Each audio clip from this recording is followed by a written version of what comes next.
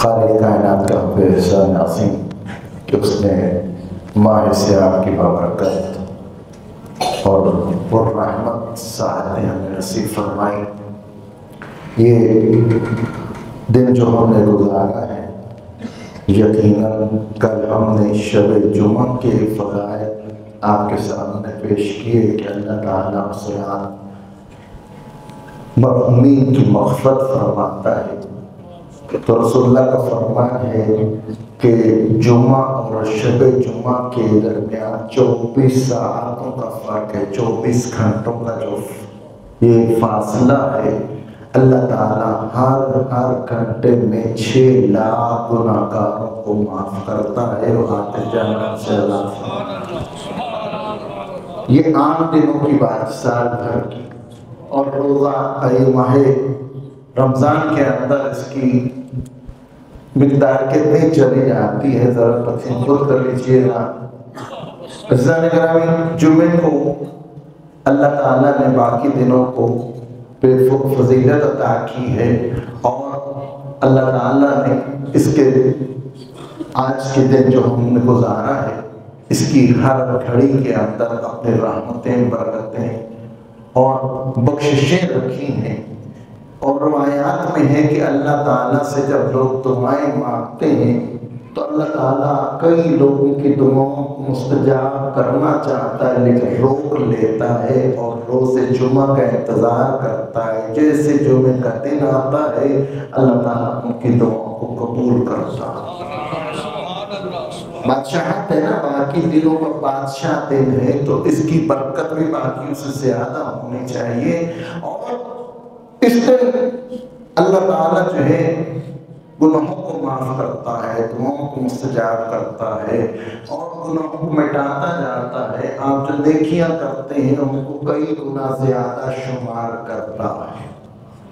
یقیناً ان دنوں کا ہمیں پتہ ہونا چاہیے، فضیلت کا پتہ ہونا چاہیے۔ اور پھر نماز جو ہے، نماز جو گھر میں پڑھی جاتی ہے یقیناً واجب ہے، اس کو ہمیں ادا کرنا ہی کرنا ہے، لیکن نماز کو مسجد میں آ کے پڑھنا مستحب ہے۔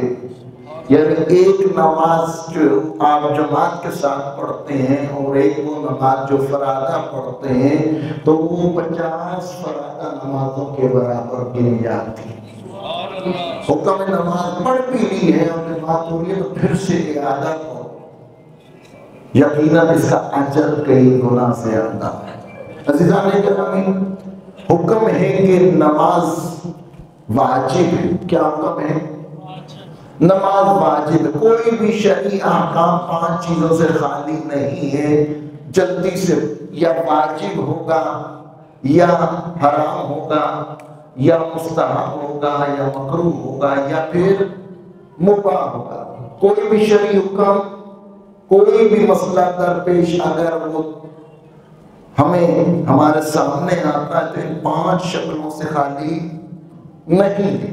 تو نماز ان میں ہے کہ جن کو اللہ تعالیٰ نے واجب قرار دیا ہے۔ 5 جگانہ نمازیں ہم سب پہ واجب ہیں کہ اللہ نے جو اتنی نعمتیں عطا کی، جو اتنے زیادہ رحمتیں ہم پہ برسا رہا ہے، اتنے زیادہ اس کے ہم پہ فضل و کرم ہے۔ یہ سانس اس کی دی ہوئی ہے، یہ زندگی اس کی دی ہوئی ہے، یہ صحت اس کی دی ہوئی ہے، یہ مکمل اعضاء بدن اس کے عطا کیے ہوئے ہیں، کسی قسم کا نقص نہیں دیا ہے، تو یہ اس کی عطا ہے، ہمارا کوئی اختیار ہے نہیں۔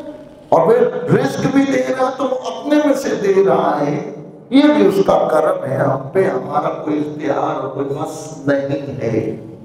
تو عزیزان گرامی، اتنا میں جتنا بھی دن آتا چلا جاؤں تو پھر ٹائم ہی زیادہ لگے گا۔ ہاں، تو آپ کی جو ہے طبیعت جو ہے وہ شاہانہ مزاج ہے، کیونکہ مجھے کل بھی کہا گیا تھوڑا سا کم بھٹی سے اپنے گھر جا کے بیگم کو بھی راضی کرنا ہوتا۔ صلوات پڑھ محمد وعلى محمد۔ تو عزیزان گرامی، کچھ چیزیں ایسی ہوتی ہیں جو سیکھنا واجب ہے۔ جیسے نماز واجب ہے تو اس کو سیکھنا واجب ہے۔ واجب ہے۔ اللہ تعالیٰ کیا چاہتا ہے؟ اللہ تعالیٰ یہی چاہتا ہے کہ جتنی نعمتیں جو میں تمہیں دیتا ہوں 24 گھنٹوں میں سے سارا تیرا وقت ہے، یہ 5 وقت کی نماز تو میرے لیے پڑھ دے بس۔ ما خلقت الجن والانس، یا میں نے تمہیں خلق جو کیا ہے اس کے لیے جو ایک ریزن یہ ہے، وہ یہ کہ تم میری عبادت کرو۔ ٹھیک ہے، عبادت میں سب سے پہلے نماز آ جاتی ہے۔ نماز جو بہترین عبادت ہے، خدا سے ہم کلام ہونے کا ذریعہ ہے۔ حکم ہے کہ ہاں نماز فجر پڑھو، نماز ظہر پڑھو، نماز عصر پڑھو، نماز مغرب و عشاء پڑھو، 5 وقت تم میرے حضور جو ہے اپنی پیشانی کو جھکاؤ، باقی سارا تمہارا اپنا وقت جو مرضی کرو۔ عزیزان گرامی، یہ ان تمام تر نعمتوں کا عوض ہے، کتنا قلیل عوض ہے، کتنا کم بدلہ ہے، جس کا اجر اللہ تعالیٰ کو نیت بھی دے دیتا ہے کہ آپ نے کہا نا میں نے مسجد میں جا کے نماز پڑھنی ہے، نیت کر لی۔ میں نے عرض کیا تھا رسول اللہ کو فرمانے کہ نیت مومن خیر من عملی، کہ مومن کی نیت اس کے عمل سے بہتر ہے۔ آپ اجر تو مل گیا، آپ پہنچ سکے نہیں پہنچ سکے، جماعت کو آپ نے پایا نہ پایا بات کی بات ہے، اجر آپ کو مل گیا ہے۔ تو نماز کا سیکھنا واجب ہے، اور نماز کی کچھ مقدمات ہیں ان کو بھی سیکھنا واجب ہے، ہر کسی پہ واجب ہے، ہر عاقل بالغ مرد عورت پر واجب ہے۔ ہم لوگ چونکہ نہیں جانتے ہیں تو بڑی سا مسئلہ یہی بن جاتا ہے کہ آج جیسے ابھی آپ کہہ رہے تھے کہ بچہ درمیان میں اگر بالغ ہے، بڑا ہے، ہاں تو اس کو جو ہے فاصلے کو کم کرو۔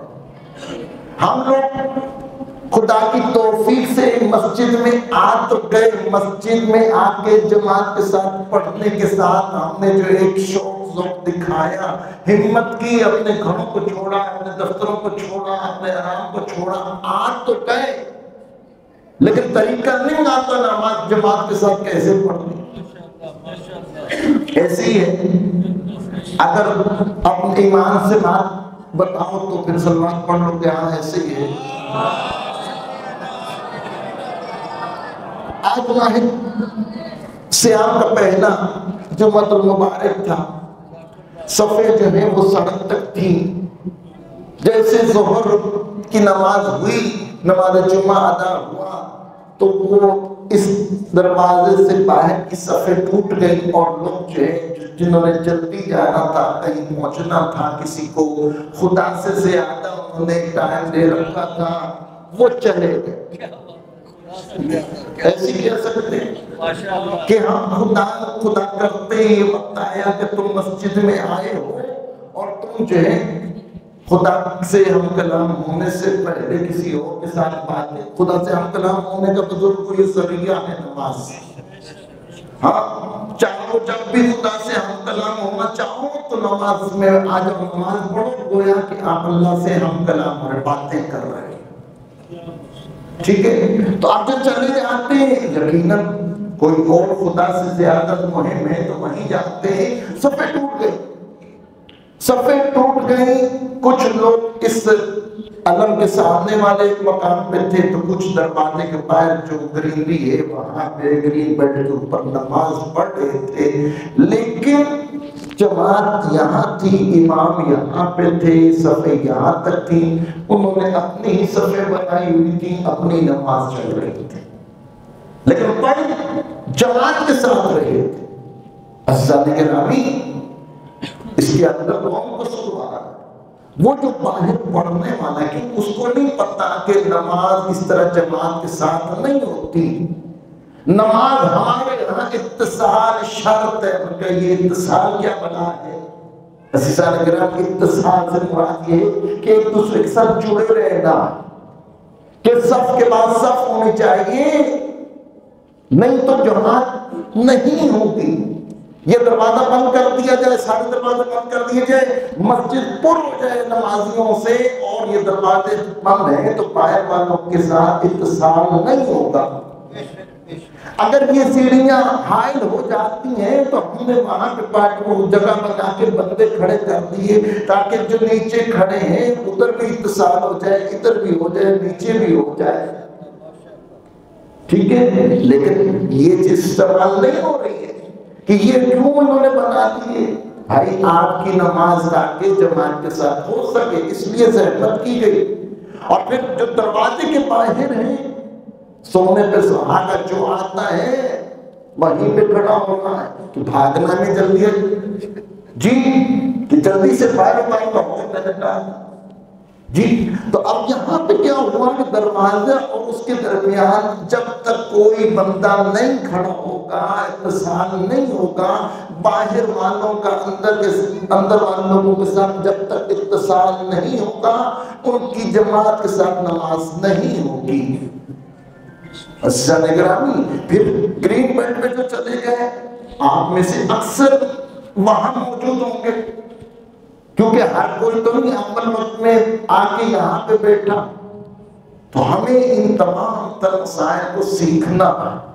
اگر ایک ستون حائل ہو جائے، ایک دیوار حائل ہو جائے تو ہماری نماز جماعت کے ساتھ نہیں ہوتی۔ تو جو اتنا گیپ آ رہا ہے تو عزیزان گرامی ہمیں سیکھنا ہے ان کو۔ تو بہترین موقع ہے، کوشش ہوتی ہے ہر ماہ صیام میں ان احکامات کو آپ کے سامنے بیان کیا جائے تاکہ جہاں پہ کوئی کمی بیشی زیادتی ہے وہ دور ہو جائے، تو ہمارے جو نماز روزہ ہے وہ ٹھیک ہو جائے، ہمارا وضو ٹھیک ہو جائے، غسل کرنا ہمیں آ جائے۔ کتنے ایسے لوگ ہیں جنہیں یہ نہیں پتا کہ ہاں جی غسل جنابت کیا ہوتا ہے، یا غسل جو ہم نہاتے ہیں اس کا بھی کوئی طریقہ ہے۔ اللہ تعالیٰ نے جو اسلام دین بھیجا ہے اس کی ایک ایک چیز کے احکام بھی روشن کیے ہیں۔ 1,24,000 انبیاء کس لیے بھیجے ہیں؟ بابا یہی سمجھانے کے لیے بھیجے ہیں کہ بھائی یہ عمل ایسے کرنا ہے، یہ عمل ایسے کرنا ہے، یہ عمل ایسے کرنا ہے۔ آپ کی اور میری مرضی کا نام دین اسلام نہیں ہے، یا کسی بھی دین سے وہ منسلک ہے ان کی مرضی کا بھی نام ان کا دین نہیں ہے، بلکہ جو تعلیمات ان کو ملی ہیں ان پہ عمل کرنے کا نام ان کا مذہب۔ عزیزان گرامی ہمیں ان چیزوں کو سیکھنا ہے، ہمیں غسل کرنے کا طریقہ آنا چاہیے، طہارت کیسے کرنی ہے، واش روم میں کیسے بیٹھنا ہے، پیشاب پخانا کیسے کرنا ہے ہمیں آنا چاہیے، واش روم میں کیسے داخل ہونا ہے، باہر کیسے ہونا ہے۔ ایک ایک چیز کی تعلیمات جو ہیں وہ ہم تک پہنچی ہیں، کس نے سیکھنی؟ ہم لوگ اپنے آپ کو مسلمان کہتے ہیں، ہمیں یہ نہیں پتا مسلمان ہوتا کون ہے۔ ہم لوگ پہلے تشیع ہے، فقہ جعفریہ سے ہمارا تعلق ہے، معذرت کے ساتھ نہیں جانتے کہ جو تشیع ہے جی ان کا مذہب کیا ہے، ہمیں پتہ ہے، یقیناً آپ جانتے ہیں، تو اس کو بھی سیکھنا پڑے گا۔ اس سے آپ مولوی نہیں بن جائیں، اس سے آپ امام پہننے والے نہیں بن جائیں گے، کوئی ملا مفتی آپ کو نہیں کہے گا۔ اس چیزوں کے سیکھنے سے آپ اچھے مسلمان بن جائیں گے انشاءاللہ۔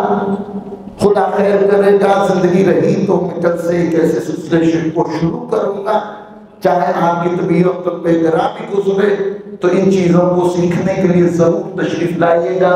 اپنے جیسے باقی دوست جو جوان ہیں، جو بچے ہیں، ان کو بھی ساتھ لے کے آئیے گا۔